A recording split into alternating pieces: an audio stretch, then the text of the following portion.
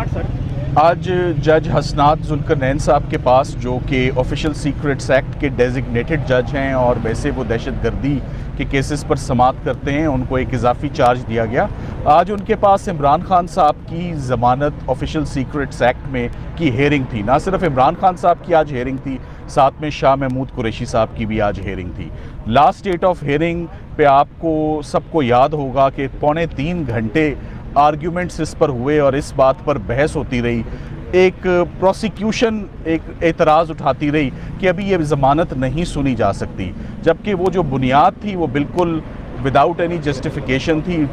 Post arrest bail application, ये fundamental rights होते हैं। बेल एप्लीकेशंस की हमेशा प्रायोरिटी होती है, हमेशा प्रेफरेंस होती है, वो हमेशा सुनी जाती है, उसका ताल्लुक किसी रिट पिटिशन के साथ नहीं होता।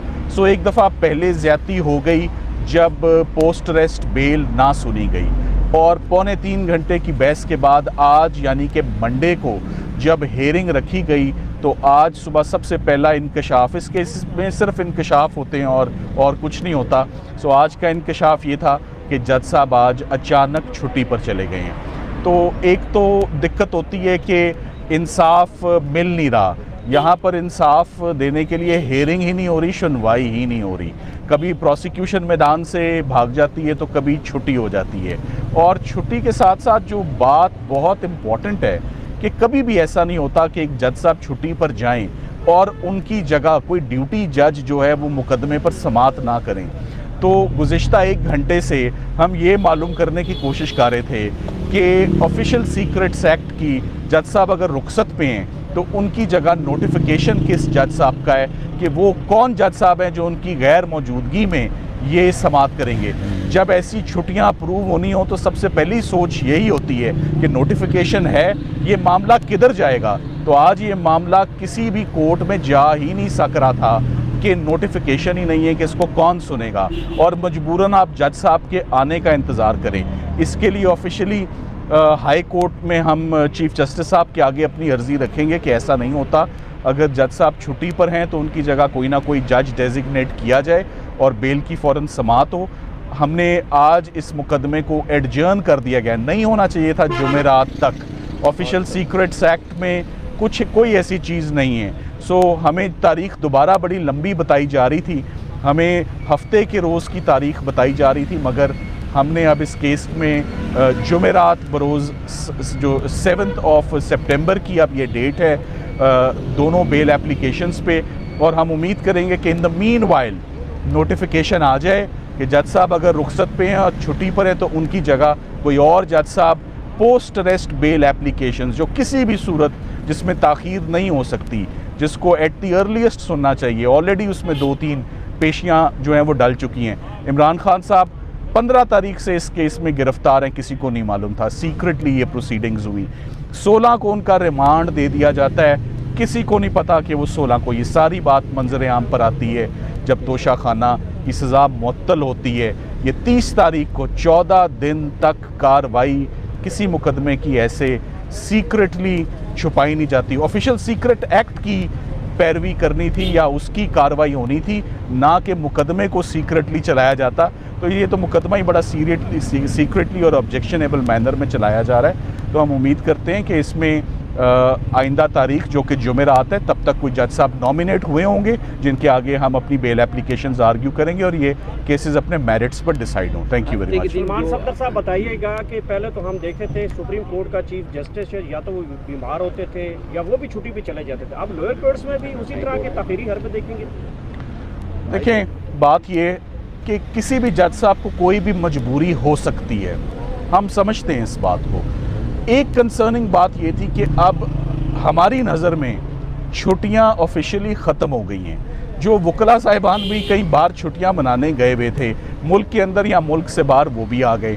तो आज से छुट्टियां ख़त्म होने का सिलसिला हुआ और आज से बाकायदा काम शुरू हुआ। तो जब काम शुरू हुआ तो इंसाफ छुट्टी पर चले जाए, उसकी समझ नहीं आई। चला जाए इंसाफ छुट्टी पर, उसकी जगह कोई और इंसाफ देने के लिए तो बैठा हो ना। तो दिक्कत ये है कि यहाँ पर और आज कोई कोर्ट ही नहीं है जो ऑफिशियल सीक्रेट्स एक्ट पर समाअत करे। एक प्लीज पर हैं, हमें इतला मिली जब हम कोर्ट के अंदर पहुंचे हम ये समझ रहे थे कि एक दिन की छुट्टी है, लेकिन वहाँ पर पता चला कि पूरे एक हफ्ते के लिए अदालत जो है, अदालत के मुअज़्ज़ज़ जज जो हैं वो छुट्टी पर हैं। देखिए, बात ये है कि तोशाखाना केस के अंदर हंगामी बुनियादों के ऊपर कार्रवाई की गई। हर रोज़ उस केस की समाअत फिक्स कर दी जाती थी। छुट्टियों के अंदर भी अदालत लगाई गई।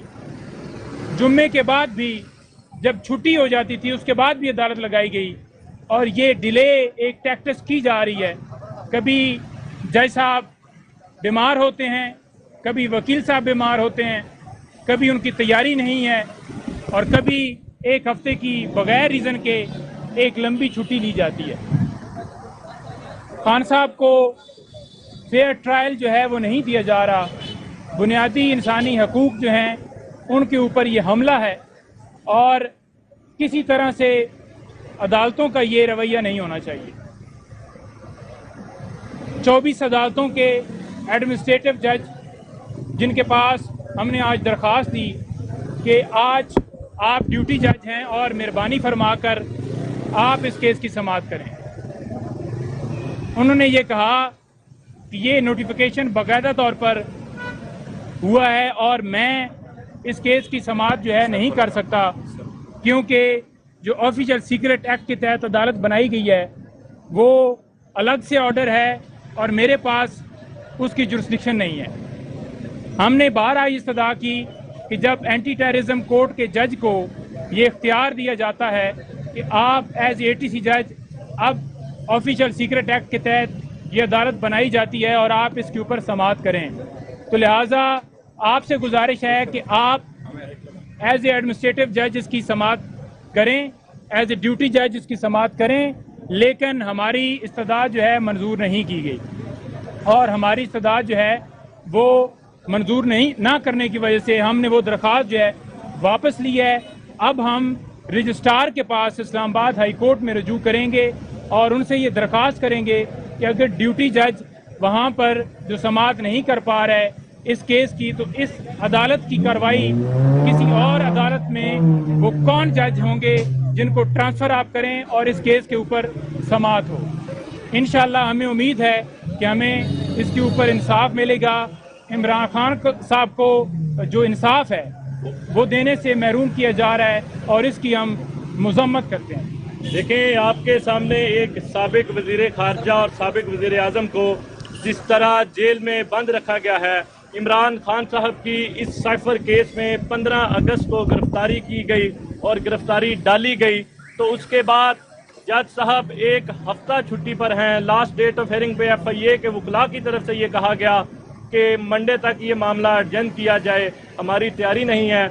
आज जो है वो जज साहब एक हफ्ता छुट्टी पर चले गए हैं। लेकिन सवाल ये है कि हमारा जो तोशाखाना केस था, जिस तरह उसको जल्दी और उजलत में चलाया गया, हमें गवाहान का मौका ना दिया गया, और लास्ट डेट ऑफ हेयरिंग पे हमें आर्गूमेंट्स हमारे ना सुने गए और फैसला दे दिया गया, और गैर कानूनी फैसले में इमरान खान साहब को जेल में बंद कर दिया गया।